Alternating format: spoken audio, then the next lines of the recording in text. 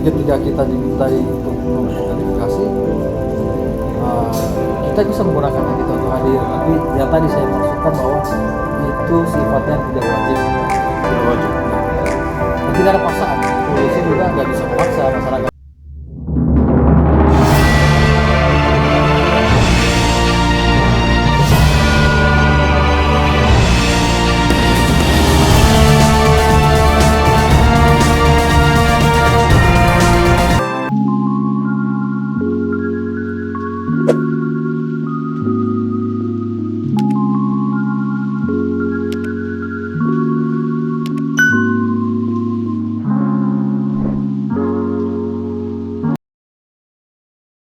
Oke, selamat pagi.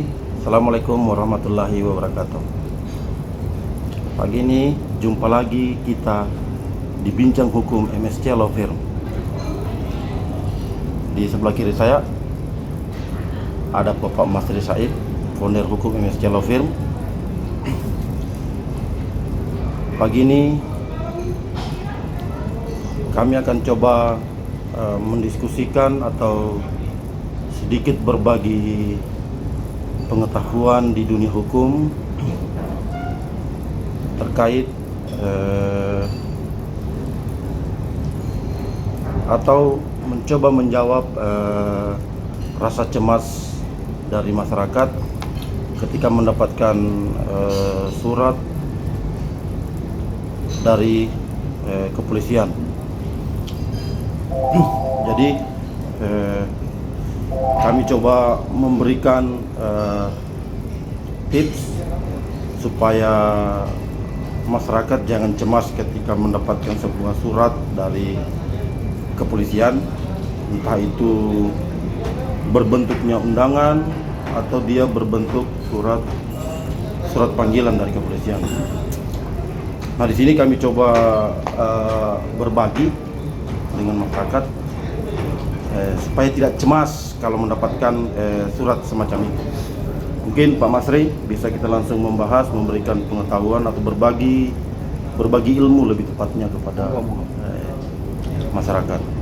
Oke Pak Masri, mungkin bisa langsung dijelaskan apa yang harus dilakukan kira-kira pertama kali oleh masyarakat ketika mendapatkan surat dari kepolisian. Oke, bisa mungkin. Assalamualaikum warahmatullahi wabarakatuh. Waalaikumsalam warahmatullahi wabarakatuh. Salam sejahtera untuk kita semua. Om Swastiastu, Namo Buddhaya, salam kebajikan. Baik, ya. Sebagaimana yang ditanyakan tadi terkait dengan ini dalam yang sering dihadapi oleh masyarakat kita ketika menerima surat dari kepolisian.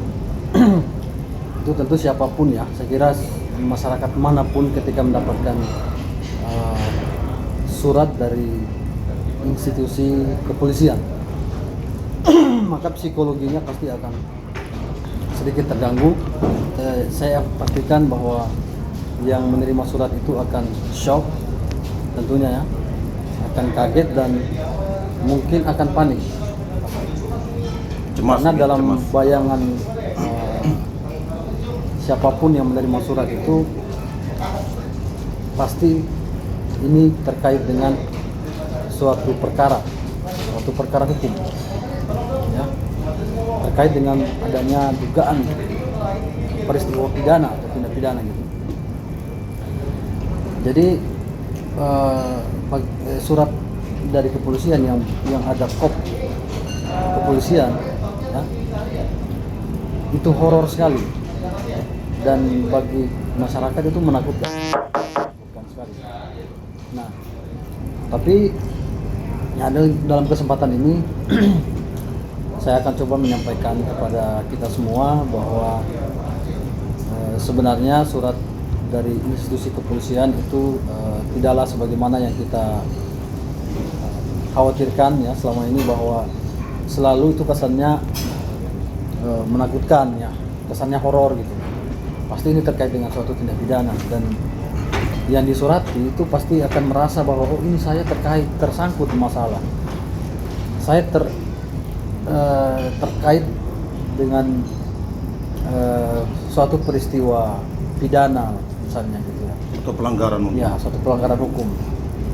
Nah, yang perlu kita tahu bahwa surat dari institusi kepolisian itu tidak selamanya berkaitan atau dengan suatu langsung menuju ke suatu peristiwa pidana ya, atau suatu dugaan tindak pidana, dan Anda yang menerima surat itu menjadi pihak yang tersangkut secara langsung dalam suatu peristiwa itu.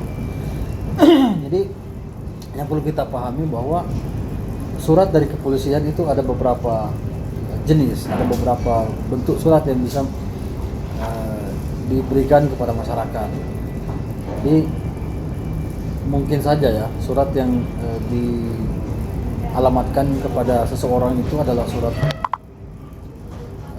undangan, sifatnya undangan, artinya pihak kepolisian mengundang orang tersebut untuk hadir di kantor kepolisian untuk memberikan suatu klarifikasi, suatu keterangan yang dengan keterangan itu ya bisa membantu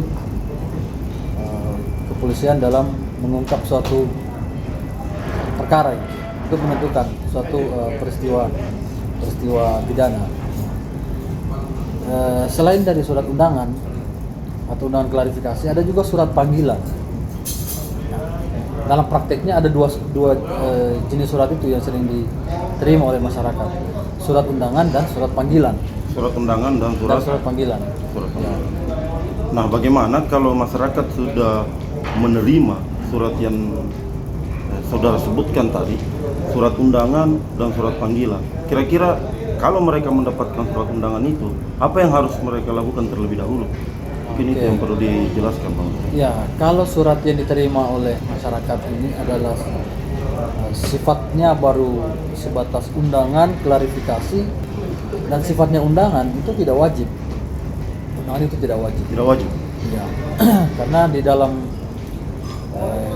KUHP yang menjadi dasar dari proses pemeriksaan suatu perkara hukum acaranya, itu tidak diatur juga bahwa mesti ada undangan dulu untuk memeriksa suatu perkara kan. Kalau sifatnya dia tidak wajib. Nah, kalau berbicara ini boleh kan, dihadiri, boleh juga tidak dihadiri. Oke, nah ini kan bersifat wajib dan tidak wajib. Sebelum kita jauh melangkah ke pembahasan itu, masyarakat ini sudah terima surat. Apa yang harus dipastikan ketika orang datang mengantar surat? Apa yang harus dipastikan terlebih dahulu? Sebelum menghadiri surat atau panggilan itu, ya, yang saudara sampaikan. Bagi siapapun ya, masyarakat yang didatangi oleh petugas kepolisian misalnya, atau diantarkan oleh jasa pengiriman surat, ada surat misalnya kopinya adalah dari kantor kepolisian, yang perlu dipastikan adalah dibuka dulu dan dibaca baik-baik suratnya. Kan di situ akan ada informasi dalam surat itu, apakah surat itu dari kantor kepolisian mana gitu ya, dan perihal suratnya harus dipastikan dulu. Kalau perihal suratnya adalah panggilan, maka itu wajib dihadiri. Kalau dia sifatnya undangan klarifikasi, nah sebagai warga negara yang baik tentunya kita bisa menggunakan hak kita untuk menghadiri undangan klarifikasi tersebut sepanjang memang ada pengetahuan kita untuk bisa menerangkan atau memberikan klarifikasi ke petugas kepolisian, seperti itu. Mungkin termasuk dengan memastikan apakah yang dipanggil benar dia, diperiksa identitasnya, mungkin begitu ya? Ya, saya kira kalau dalam surat undangan, ya, itu kan ada pihak yang dituju di situ kan. Iya. Kalau misalnya masyarakat yang dituju itu memang benar ya atas nama dia, alamatnya memang sesuai, identitasnya sesuai, dan kepentingan pemeriksaannya jelas, ya karena dia sifatnya undangan, ya bisa kita menghadiri untuk menunjukkan bahwa kita sebagai warga negara yang baik, ada undangan klarifikasi dari institusi penegak hukum institusi penegak hukum ya kita bisa saja menghadiri undangan tersebut untuk memberikan klarifikasi. Nah tapi kalau misalnya kita berhalangan hadir, tidak bisa kita hadiri undangan sesuai dengan jadwal yang sudah ditentukan, ya kan bisa kita komunikasikan dengan baik, sampaikan ke penyidiknya atau petugas kepolisian. Kan di dalam surat itu ada, biasanya itu ada nomor kontak yang sudah dicantumkan. Ketika misalnya yang diundang itu tidak bisa menghadiri, bisa menghubungi nomor Ini untuk yang mana ini? Apakah untuk surat undangan atau surat panggilan? surat undangan. Oh, bagaimana kalau surat panggilan? Nah, jadi gini ya, itu yang harus kita bedakan tadi sifatnya. Kalau dia surat undangan itu tidak wajib untuk kita hadiri. Ya. Kenapa tidak wajib? Karena dia bukan upaya paksa. Ya, jadi surat undangan itu tidak wajib ya. Nah, yang kedua, kalau dia surat panggilan, baik itu surat panggilan sebagai saksi atau surat panggilan sebagai tersangka, itu dia sifatnya wajib. Jadi kalau kita tidak hadiri, penyidik kepolisian itu bisa menggunakan kewenangannya untuk menjemput paksa. Kalau misalnya dalam beberapa kali surat panggilan sudah dilayangkan, lantas tidak pernah dihadiri, penyidik itu bisa menggunakan kewenangannya untuk melakukan penjemputan paksa. Jemput paksa. Iya. Dan ada konsekuensi hukumnya.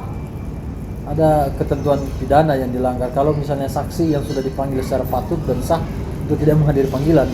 Itu kalau bentuk suratnya panggilan. Iya, panggilan.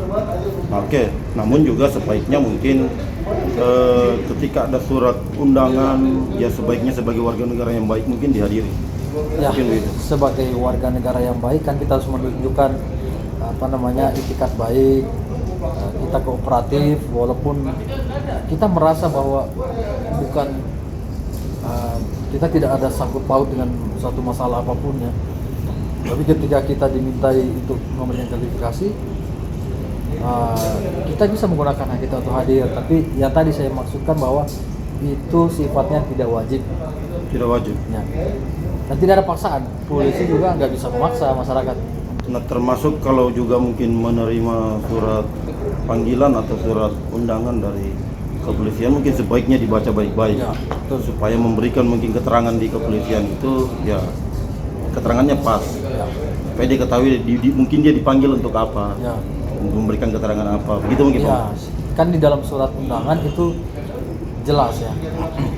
Ada apa namanya di situ peristiwa yang mau diterangkan ini terkait apa gitu. Iya. Apakah dugaan tindak pidana tertentu kan? Iya. Misalnya terkait penganiayaan, terkait pencurian atau penggelapan dan tindak pidana lainnya gitu. Mungkin juga tujuannya supaya menyampaikan keterangan yang memang benar-benar diketahui Ya. berdasarkan apa pengetahuan dia tentang undangan atau panggilan itu. Ya, seperti itu.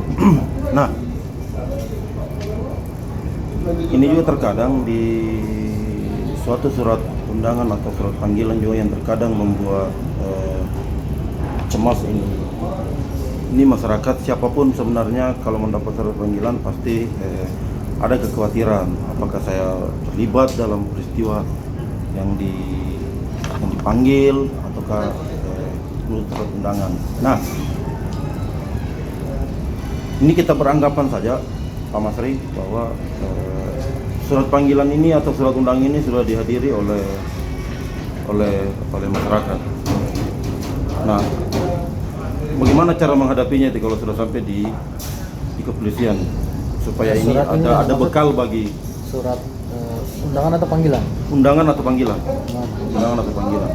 Nah, apakah harus memastikan juga terkait surat ini kebenarannya di kepolisian atau bagaimana Ya. ketika menghadiri? Mungkin Bang Masri. Jadi tadi kan dalam surat sudah jelas yang memanggil, kalau dibaca baik-baik kan tentu ada informasi di situ bahwa yang memanggil kita adalah kantor kepolisian, misalnya Polda kah, atau di Polres kah, atau di Polsek gitu ya. Nah kan ada Polsek apa gitu, daerah mana gitu. Nah kita hadiri sesuai alamat institusi yang Berarti dicek baik-baik Ya, alamatnya cek. karena ada beberapa kantor kepolisian Ya. kan berdasarkan tingkatan-tingkatannya. ya dihadiri, dan di situ kan biasanya dicantumkan bahwa harus menemui siapa kan, di unit mana, di subdit mana gitu. Ya nanti ditanyakan ke bagian bagian pelayanan di kantor kepolisian tersebut ya. Tentang kebenaran surat ya, panggilan itu. tentang kebenaran surat, lalu di mana dia harus menemui Iya. pihak yang memberikan dia undangan itu. Iya. Kan ada nomor telepon tadi Ada yang nomor. Bapak jelaskan. Nah, oke Pak Masri. Tadi kan saudara jelaskan bahwa surat undangan itu berbeda dengan surat panggilan. Nah, saya coba bahas dengan surat undangan.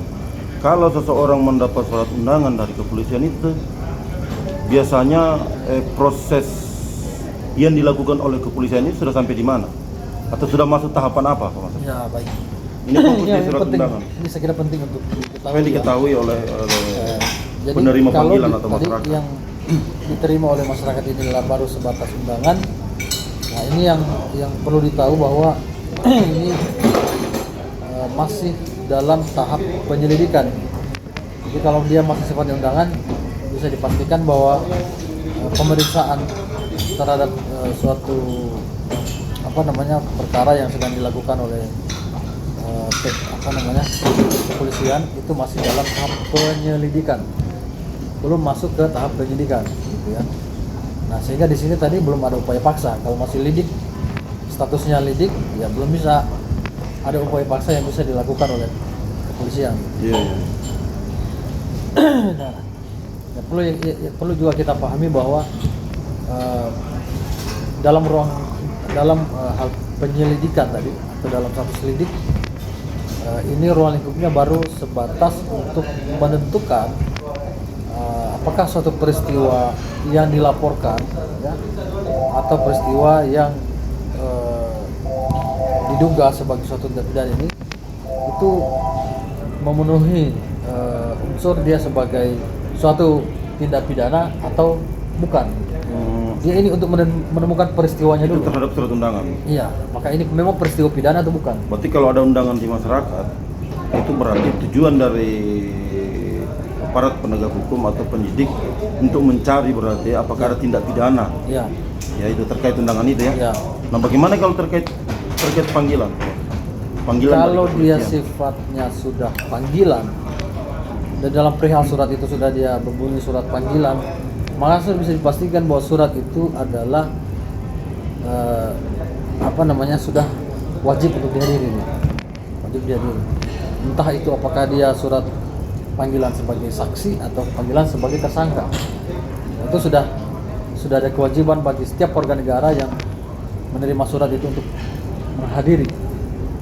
Tadi ini kan surat undangan Dimaksud. ini untuk menemukan penjelasannya Bapak tadi untuk menemukan apakah ada tindak pidana. Nah bagaimana kalau dengan surat panggilan? Oke. Kalau dia sudah dalam bentuk surat panggilan, maka ini juga sudah bisa dipastikan bahwa tahapan pemeriksaan suatu perkara itu sudah masuk tahap penyidikan. Sudah masuk tahap. Penyidikan. Kalau undangan Bukan lagi tadi masuk penyelidikan. tahapan apa dia? Kalau undangan itu ya tadi masih sifatnya penyelidikan. Oh, Masih penyelidikan. lidik. Statusnya masih lidik. Itu tadi yang dijelaskan oleh Bapak untuk menemukan apakah ada tindak pidana. Ya. Apakah ada peristiwa pidana. Gitu. Ya. Berarti kalau panggilan ini bisa dipastikan naik ke status penyidikan. Penyidikan. Ya silakan. Lanjut. Jadi kan begini ya.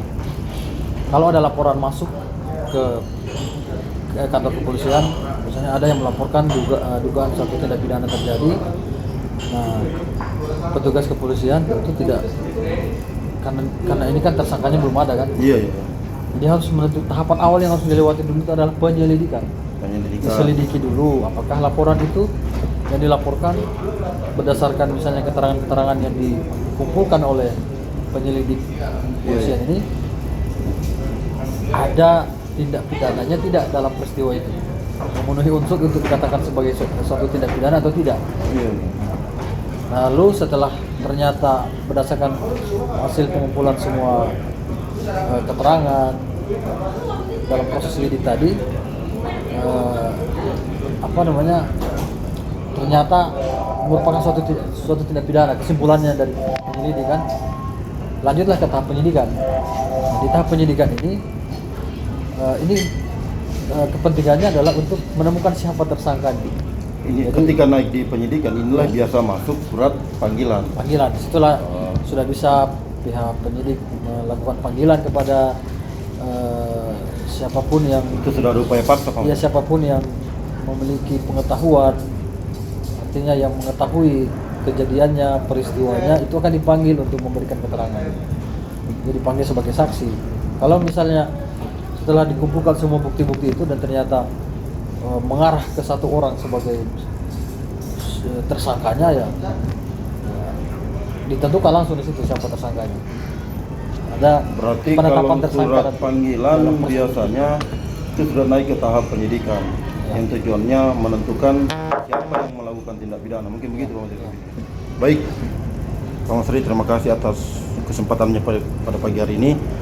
Kawan-kawan sekalian, inti dari bincang hukum pagi ini, ketika kita mendapatkan sebuah surat undangan dari kepolisian, maka diharap jangan cemas, dipastikan proses itu masih tahap penyelidikan, sebagaimana disampaikan tadi oleh kawan saya Mas Ri Said, bahwa ketika itu sifatnya surat undangan, maka itu dipastikan masih status penyelidikan, yang dimana status penyelidikan itu sendiri masih penyidik atau teman-teman kita penegak hukum di kepolisian baru mencari apakah ada sebuah peristiwa pidana terkait pengaduan atau laporan yang diajukan oleh masyarakat.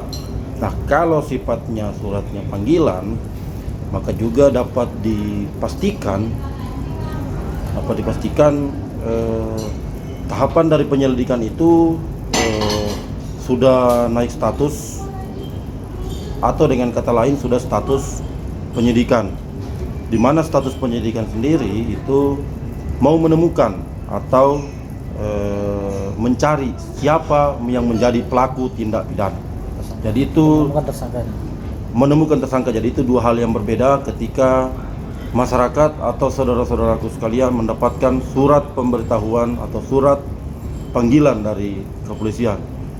Jadi ini disampaikan oleh Pak Masir tadi, ketika mendapatkan surat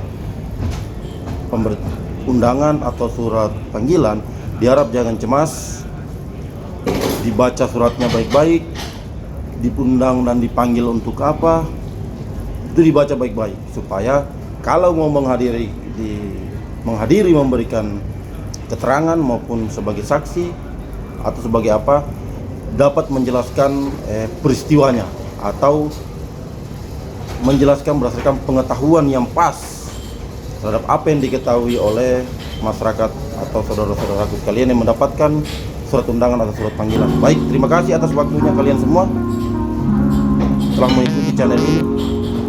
Untuk mendukung lebih kreatif di Bincang Hukum Meselopin, diharap bantuannya untuk like dan subscribe, harap dibagikan.